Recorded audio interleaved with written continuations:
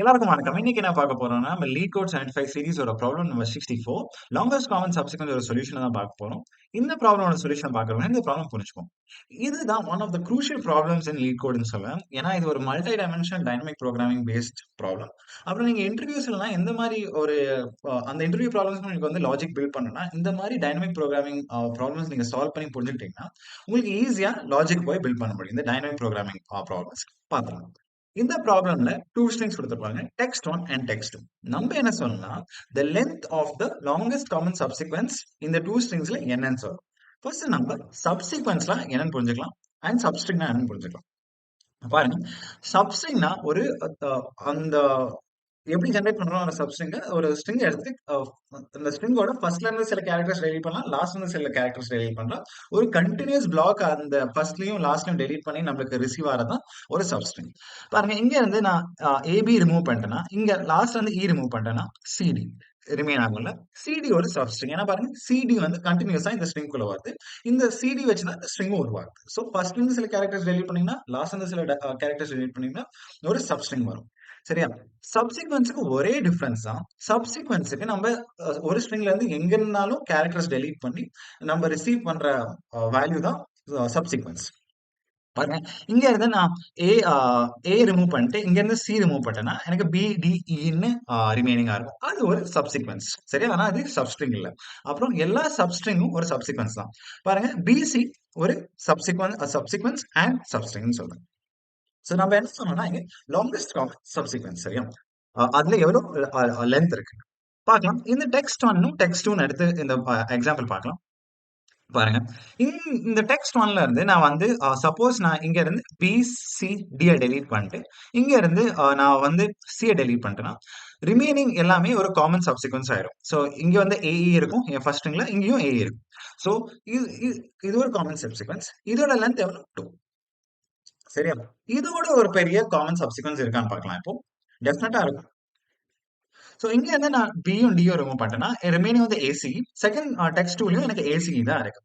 So இப்போ வந்து என் common சப்சீக்வன்ஸோட length வந்து 3. சோ இதுதான் மேக்ஸிமல் சப்சீக்வன்ஸ் கூட longest common subsequence of the 2 ஸ்ட்ரிங்ஸோட லென்த் கூட 3 தான். சோ இதுதான் எப்படி கண்டுபிடிக்கிறதுன்னு பார்க்க போறோம். பாருங்க, இந்த ப்ராப்ளம் ஏன் கஷ்டம்னு சொல்லுவேன்னா, ஏன்னா இதுக்கு ஒரு வேற மாதிரி ஒரு ஈஸி அப்ரோச் உங்களுக்கு ஆப்வியஸா தோணாது. உங்களுக்கு டைனாமிக் ப்ரோகிராமிங் இது வரைக்கும் நீங்க பார்த்தது இல்லைன்னா இந்த ப்ராப்ளம்க்கு ஒரு ஈஸி அப்ரோச்சும் இல்லைன்னு எனக்கு தோணுது. நீங்க ஒரு 2 பாயிண்டர்ஸ் அப்ரோச் போட்டு இந்த எல் பாயிண்டர் ஆர் பாயிண்டர் எடுத்து போடுவீங்க. நீங்க வந்து அப்படியும் ட்ரை பண்ணலாம் இந்த காமன் கேரக்டர்ஸ்லாம் எடுக்கிறதுக்கு. ஆனா அங்கேயும் சில ப்ராப்ளம்ஸ் வரும். நான் எப்படின்னு சொல்றேன். சப்போஸ் இங்க வந்து பின்னு ஒரு கேரக்டர் இருந்துச்சுன்னு வச்சுக்கோங்க. நீங்க L pointer R pointer strategy use பண்ணி போறீங்க. இது வந்து காமன் கேரக்டர்ஸ் கவுண்ட் பண்ணி வச்சிருக்கீங்க. ஓகே. ஃபர்ஸ்ட் இங்க வந்து பாப்பீங்க. ஓகே, ஏ மேட்ச் ஆகுதா? டெஃபினட்டா இது காமன் சப்சீக்வென்ஸ். நீங்க இந்த காமன் கேரக்டர் கவுண்ட் இன்கிரீஸ் பண்ணுங்க. சோ அப்புறம் என்ன பண்ணுவீங்க? எல் பாயிண்டரும் ஆர் பாயிண்டரும் ஷிஃப்ட் பண்ணுவீங்க. அப்புறம் இந்த பிக்கு ஒரு மேட்ச் ஆகுற கேரக்டர் வந்து இந்த ஸ்ட்ரிங்ல தேடுவீங்க. சோ பிக்கு மேட்ச் பண்ணும்போது நீங்க கண்டுபிடிப்பீங்க பிய. ஆனா ப்ராப்ளம் என்னன்னா, நீங்க லாஸ்ட் கேரக்டர்ல வந்து நின்றுவீங்க. சோ உங்க கவுண்டிங் இன்கிரீஸ் ஆகும், இங்கேயும் இன்கிரீஸ் ஆகும். சரியா? ஆனா இங்க வந்து நீங்க வெளியில வந்து விழுந்துருவீங்க. சோ இந்த ஸ்ட்ராட்டஜி நீங்க ஸ்டாப் பண்ணிடுறீங்க. இந்த எல் பாயிண்டர் ஆர் பாயிண்டர் ஐ மீன் 2 பாயிண்டர் ஸ்ட்ராட்டஜிலேயே உங்களுக்கு வந்து லாங்கஸ்ட் காமன் சப்சீக்வென்ஸ் வேல்யூ என்ன கிடைச்சது? 2 கிடைச்சது. ஆனா நம்மளுக்கு டெஃபினட்டா தெரியும் இதோட லாங்கஸ்ட் காமன் சப்சீக்வென்ஸ் 3 தானே. சோ இதுதான் இந்த மாதிரி ப்ராப்ளம்ஸ். இந்த ப்ராப்ளமோட டிஃபிகல்ட்டின்னு சொல்லலாம். ஒரு ஆப்டிமல் அப்ரோச் கண்டுபிடிக்கிறது கொஞ்சம் டஃப்பா இருக்கும். சோ இப்போ போய் இந்த ப்ராப்ளமோட ஆப்டிமல் லாஜிக் போய் பார்த்தலாம். சோ இதுதான் நம்ம ப்ராப்ளமோட ஆப்டிமல் லாஜிக். சரியா? நான் ஃபர்ஸ்ட் ப்ராப்ளம் என்ன பண்ண மாதிரி இருந்துச்சு, ஒரு ஃபுல் ஸ்ட்ரிங் எடுத்து இன்னொரு ஃபுல் ஸ்ட்ரிங் எடுத்து அதோட லாங்கஸ்ட் காமன் சப்சிக்வென்ஸ் ஓட லென்த்தை சொன்ன மாதிரி இருந்துச்சு. நம்ம ஃபுல் ஸ்ட்ரிங்கை கன்சிடர் பண்ணும்போது இது ரொம்ப ஹார்ட் ப்ராப்ளம் நமக்கு புரிய வந்துச்சு. இப்போ நான் வேற கேஸ் கொடுக்குறேன். சப்போஸ் என் 2 ஸ்ட்ரிங்ஸ்ல வெறும் ஒரு கேரக்டர் மட்டும் வந்துச்சுன்னு வச்சுக்கோங்க. ஸோ சப்போஸ் ஃபர்ஸ்ட் ஸ்ட்ரிங்ல ஏ இருக்கு, செகண்ட் ஸ்ட்ரிங்ல வெறும் பி இருக்கு. சரியா? இப்போ வந்து லாங்கஸ்ட் காமன் சப்சிக்வென்ஸ் வேல்யூ என்னன்னு கேட்குறேன். நீங்க டெஃபினட்டா சொல்லுங்க, இது என்ன ப்ரோ ஈஸி தானே, 2 கேரக்டர் மேட்ச் ஆகலன்னா டெஃபினட்டா லாங்கஸ்ட் காமன் சப்சிக்வென்ஸ் 0ன்னு சொல்லுங்க. இல்லன்னா சப்போஸ் 2 ஸ்ட்ரிங்ஸ்லயும் சேம் கேரக்டர் இருந்துச்சுன்னா டெஃபினட்டா ப்ரோ இதுவும் ஈஸி தானே, இதோட லாங்கஸ்ட் காமன் சப்சிக்வென்ஸ் 1ன்னு சொல்லுவீங்க. சோ நம்மளுக்கு 2 வெறும் ஒரு கேரக்டர் கன்சிடர் பண்ணும்போது இந்த ப்ராப்ளம் ரொம்ப ஈஸியா சால்வ் பண்ண முடியுது. சோ நம்ம ட்ரிக் என்னன்னா, இந்த ஃபுல் ப்ராப்ளமையும் இந்த 2 கேரக்டர்ஸா பிரேக் பண்றது தான். சரியா? அப்புறம் இந்த ப்ராப்ளம் எப்படி சால்வ் பண்ண போறேன்னா, ஈச் ஸ்டெப்ல 2 கேரக்டர்ஸா கன்சிடர் பண்ண போறேன். அப்புறம் அந்த ஸ்டெப்புக்கு அந்த ப்ரீவியஸ் கேரக்டர்ஸ் வரைக்கும் நான் கவுண்ட் பண்ண சொல்யூஷனை வந்து ஆட் பண்றேன். சோ இது எப்படின்னு பார்த்தலாம். சரியா? ஈஸியா தான் இருக்கும். ஃபர்ஸ்ட் வந்து டூ கேரக்டர்ஸை கன்சிடர் பண்ண போறேன். பாருங்க, இந்த செல்லுக்கு நான் கால்குலேட் பண்ணணும்னா இந்த கரஸ்பாண்டிங் ரோ அப்புறம் கரஸ்பாண்டிங் காலமுக்கு வந்து நான் அந்த டூ கேரக்டர்ஸ் கன்சிடர் பண்றேன்னு அர்த்தம். சரியா? இந்த சிம்பிள் என்ன குறிக்குதுன்னா எம்டி கேரக்டர்ஸ் இல்லைன்னா நல் கேரக்டர்ஸ் குறிக்குது. ஸோ இந்த ரோல இருந்து நான் ஒரு கேரக்டரும் எடுக்கலன்னு குறிக்கும். சரியா? இப்போ வந்து இதுதான் டெக்ஸ்ட் ஒன், இது டெக்ஸ்ட் டூன்னு வச்சுக்கலாம். எந்த ஆர்டர்ல வேணாலும் எடுத்துக்கலாம் நீங்க. ஸோ இப்போ பார்க்கலாம். ரெண்டு ஸ்ட்ரிங்லயும் நீங்க எம்டி கேரக்டர் கன்சிடர் பண்ணி லாங்கஸ்ட் காமன் சப்சிக்வன்ஸ் என்ன கேரக்டர்ஸ் இல்ல காமன் சப்சிக்வன்ஸ் இருக்காது, டெஃபினட்டா ஜீரோவா இருக்கும். சரியா? ஸோ ஃபர்ஸ்ட் ஸ்ட்ரிங்ல இருந்து நீங்க இங்க என்ன பண்றீங்க, இந்த செல்ல ஃபில் பண்றீங்க, இங்க இருந்து ஏ கன்சிடர் பண்றீங்க, இந்த நல் கன்சிடர் பண்றீங்க. ஸோ இங்க பாருங்க லாஜிக் என்ன, ஃபர்ஸ்ட் டெக்ஸ்ட் ஒன்ல ஏ கன்சிடர் பண்ணும்போது டெக்ஸ்ட் டூல வந்து நல் எம்டி ஸ்ட்ரிங் கன்சிடர் பண்ணும்போது லாங்கஸ்ட் காமன் சப்சிக்வன்ஸ் இருக்கும், டெஃபினட்டா ஒன்றும் இருக்காது, ஏன்னா ஒரு ஸ்ட்ரிங் எம்டியா இருக்கு. ஸோ ஃபர்ஸ்ட் ரோல எல்லாமே 0 0 0 இருக்கும். ஃபர்ஸ்ட் காலம்லயும் சேம் லாஜிக் அப்ளை ஆகும்ல. ஒரு ஸ்ட்ரிங்ல இருந்து கேரக்டர்ஸ் எடுத்து இன்னொரு ஸ்ட்ரிங்ல இருந்து கேரக்டர்ஸ் எடுக்கலன்னா சப்சிக்வன்ஸ் இருக்காது. So common subsequence. ஸோ 0 0 0 0 0. இப்போ இந்த ப்ராப்ளம் கொஞ்சம் இன்ட்ரெஸ்டிங்கா ஆக போகுது. சரியா? இப்போ இந்த செல்ல ஃபில் பண்றதுக்கு நான் என்ன பண்றேன், இங்க இருந்து நான் ஏ கன்சிடர் பண்றேன், இங்க இருந்து ஏ கன்சிடர் பண்றேன். சரியா? ஸோ பாருங்க, ஏயும் மேட்ச் ஆகுது. ஸோ நம்ம என்ன பண்ணோம்னா இந்த ப்ரீவியஸ் வரைக்கும் கன்சிடர் பண்ண கேரக்டர்ஸ் என்ன சொல்ல போகுது, ஏன் diagonally upper left element. So பாருங்க, நான் இந்த செல்ல வந்து நான் ஃபில் பண்ணும்போது நான் எவ்வளவு வரைக்கும் மேக்ஸிமம் சப்சிக்வன்ஸ் கவுண்ட் பண்றேன், இந்த ரேஞ்ச் வரைக்கும். So the first two characters in the text one, அப்புறம் first two characters in the text, I mean first two symbols, ஏன்னா நல் சிம்பிளையும் கன்சிடர் பண்ணிருக்கேன். சரியா? சப்போஸ் இந்த டூ கேரக்டர்ஸ் மேட்ச் ஆச்சுன்னா நீங்க என்ன பண்ணுங்கன்னா வெறும் இந்த அப்பர் டயகனல் எலிமெண்ட்டுக்கு போங்க, டயகனலி அப்பர் எலிமெண்ட் போங்க, அதோட வேல்யூ +1 போட்டுருங்க. ஸோ இங்க வந்து 0 இருந்துச்சு, மேட்ச் ஆகுது. ஸோ அதனால 0 + 1 எனக்கு இங்க 1 வந்துருச்சு. சரியா? இல்லனா பாருங்க, இந்த ரெண்டு கேரக்டர்ஸும் மேட்ச் ஆகலனா பாருங்க, இந்த செல்லுக்கு நான் ஃபில் பண்ணும்போது நான் இங்க என்ன கன்சிடர் பண்ணியிருக்கேன், ஏ நல் ஏசி இந்த 3 சிம்பிள்ஸ் கன்சிடர் பண்ணியிருக்கேன். இங்க வந்து நல் அண்ட் ஏ கன்சிடர் பண்ணியிருக்கேன். ஸோ பாருங்க, இங்க சியும் இங்க ஏயும் மேட்ச் ஆகல. ஸோ மேட்ச் ஆகாத போது நீங்க இந்த லெஃப்ட் பிளாக்கையும் அப்பர் பிளாக்கையும் பாருங்க. ஸோ லெஃப்ட் பிளாக் அப்புறம் upper, I mean left block அப்புறம் அப்பர் பிளாக்கையும் பாருங்க.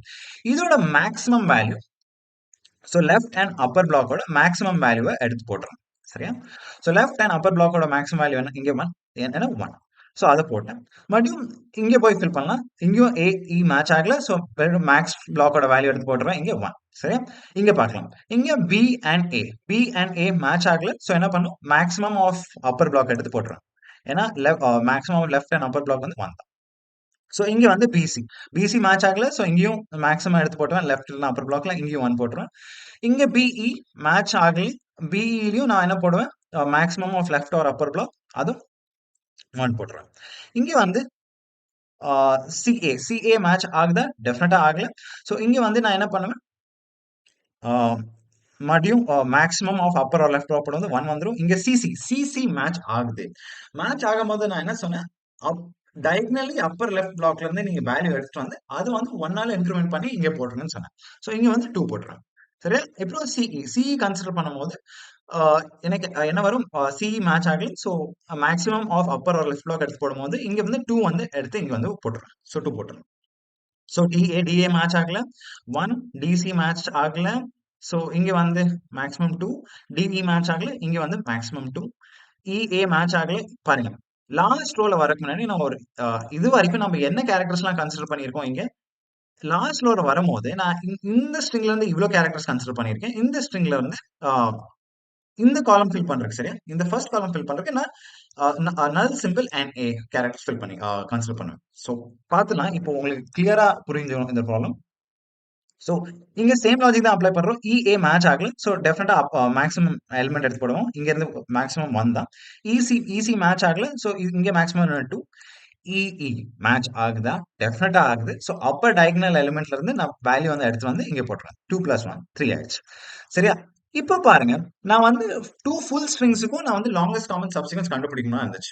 ஸோ நான் இந்த செல்லுக்கு நான் என்ன பண்ணியிருக்கேன்னா, இந்த கரஸ்பாண்டிங் செல்லுக்கு நான் டெக்ஸ்ட் 1ல இருந்து எல்லா சிம்பிள்ஸும் எடுத்திருக்கேன், டெக்ஸ்ட் 2ல இருந்து எல்லா சிம்பிள்ஸும் எடுத்திருக்கேன். ஸோ த ஆப்டிமம் வேல்யூ என்னன்னா, the maximum longest subsequence value வந்து இந்த லாஸ்ட் செல், இந்த லாஸ்ட் ரோல தான் கொடுக்கும். ஸோ 3 தான் இந்த ப்ராப்ளமோட ஆன்சர். இப்போ குவிக்கா நம்ம சூடோ கோட பார்த்து கோடுக்கு ஜம்ப் பண்ணிடலாம். சோ இதுதான் இந்த ப்ராப்ளமோட கோட். ரொம்ப சிம்பிளா தான் இருக்கும். ஃபர்ஸ்ட் வந்து நம்ம இந்த m and n வேல்யூஸ் போய் கண்டுபிடிக்கணும். m வந்து the length of the text 1, n வந்து length of the text 2.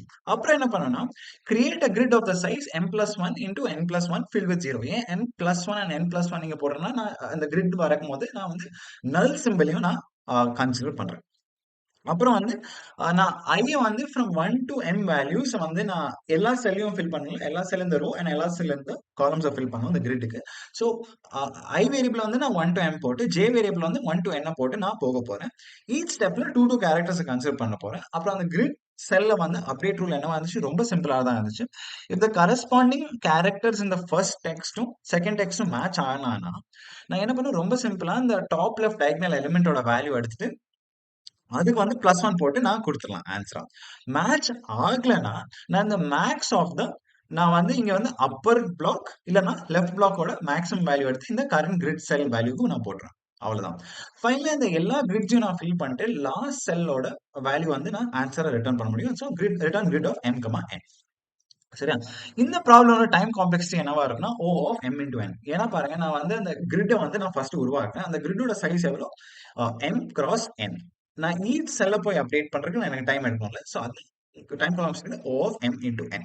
Space complexity சேமா தான் இருக்கு. ஏன்னா இங்க இந்த ப்ராப்ளம்ல நம்ம வந்து அந்த கிரிட்டை வந்து உருவாக்கணும். அந்த கிரிட் வந்து நம்பர்ஸை ஸ்டோர் பண்றதுக்கு உருவாக்கணும். ஸோ என் ஸ்பேஸும் அவ்வளோ நம்பர் ஆஃப் கிரிட் செல்ஸ்க்கு என் ஸ்பேஸும் தேவை. So space complexity O of m into n. சரியா? where m is the length of the first text and n is the length of the text or second text. நம்ம குயிக்கா போய் இந்த ப்ராப்ளமோட கோட பார்த்துலாம். So இதுதான் இந்த ப்ராப்ளமோட பைத்தன் சொல்யூஷன். குயிக்கா பார்த்துலாம். ஃபர்ஸ்ட் நம்ம m and n values calculate பண்ண மாதிரி இருந்துச்சு. So len of text 1, len of text 2, m and n values calculate பண்ணி வச்சு இப்போ கிரிட் ஜெனரேட் பண்ண மாதிரி இருந்துச்சு. So grid is equal to 0 for j in range n plus 1. ஏன் n plus 1 போட்டிருக்காங்க, ஏன்னா என் கிரிட்டை ஜெனரேட் பண்ணும்போது நான் அந்த நல் சிம்பிளையும் கன்சிடர் பண்றேன். For I in range m plus 1. இது என்ன பண்ணும், எனக்கு ஒரு m into n size grid, m plus 1 into n plus 1 size grid வந்து உருவாக்கி கொடுத்து இப்போ வந்து நான் கிரிட்டோட வேல்யூஸை வந்து அப்டேட் பண்ணணும், ஈச் செல்லோட வேல்யூ. ஸோ அதை எப்படி பண்ண போறோம், ரொம்ப சிம்பிள் தான். For I in range 1, n m plus 1 for j in range 1, n plus 1. First ரோவும் ஃபர்ஸ்ட் காலமோட வேல்யூஸ் எல்லாமே ஜீரோவா தான் இருக்கும். ஏன்னா ஃபர்ஸ்ட் ரோலையும் ஃபர்ஸ்ட் காலம்ல என்ன பண்றோம், ஒரு காலம் ஒரு டெக்ஸ்ட்ல வந்து கேரக்டர்ஸ் கன்சிடர் பண்ணிட்டு இன்னொரு டெக்ஸ்ட்ல வந்து எம்டி கேரக்டர் தான் எடுக்கும். ஸோ எல்லாம் ஜீரோஸா தான் இருக்கும். ஸோ அப்டேட் ரூல் ரொம்ப சிம்பிளா தான் இருந்துச்சு. சப்போஸ் இந்த டூ கரஸ்பாண்டிங் கேரக்டர்ஸ் வந்து மேட்ச் ஆனாங்கன்னா so text 1 of I minus 1 is equal to text 2 of j minus 1. So update rule என்னவா இருந்துச்சு, கரண்ட் செல்லுக்கு வந்து நான் டாப் லெஃப்ட் டயகனல் செல்லோட வேல்யூ எடுத்து இன்க்ரிமெண்ட் பண்ணி கொடுத்துருவேன். So grid of I j is equal to grid of I minus 1 j minus 1 plus 1. Else rule என்னவா இருந்துச்சு, மேட்ச் ஆகலைன்னா the maximum value in the upper இல்லைன்னா லெஃப்ட் பிளாக் எடுத்து நான் கொடுத்துருவேன். So grid of I j is equal to max of grid of I minus 1 j grid of I and j minus 1. So இது வந்து அப்பர் பிளாக்ல இருந்து value எடுத்து கொடுக்கும், இது வந்து லெஃப்ட் பிளாக்ல இருந்து வேல்யூ எடுத்து கொடுக்கும். ஃபைனலா நீங்க லாஸ்ட் செல்லோட லாஸ்ட் ரோட லாஸ்ட் செல்லோட வேல்யூ வந்து ரிட்டர்ன் பண்றதுக்கு ரொம்ப சிம்பிள் தான். பைத்தன்ல grid of -1 இல்லைன்னா grid of m, n கூட கொடுத்துரும். ஸோ இதை வந்து ரன் பண்ணி பார்க்கலாம். ஸோ இதுதான் இந்த ப்ராப்ளமோட பைத்தன் கோட். உங்களுக்கு வேற ஏதாச்சும் லாங்குவேஜ், நான் ஜாவாலையும் சிபிபிலையும் நான் இந்த ப்ராப்ளமோட சொல்யூஷன் நீங்க வந்து போஸ்ட் பண்ணி வைக்கிறேன். நீங்க வந்து வேற ஏதாச்சும் லாங்குவேஜஸ் உங்களுக்கு தெரிஞ்சுன்னா, கோ, ரஸ்ட் அது மாதிரி உங்களுக்கு தெரிஞ்சுன்னா இந்த கமெண்ட்ஸ்ல போட்டு வை, ஆன்சரை போட்டு வைங்க. நான் கூடி சீக்கிரமா இந்த சீரிஸோட நெக்ஸ்ட் ப்ராப்ளமோட உங்களை வந்து பார்க்குறேன். Until and keep coding and keep enjoying. பார்க்கலாம்.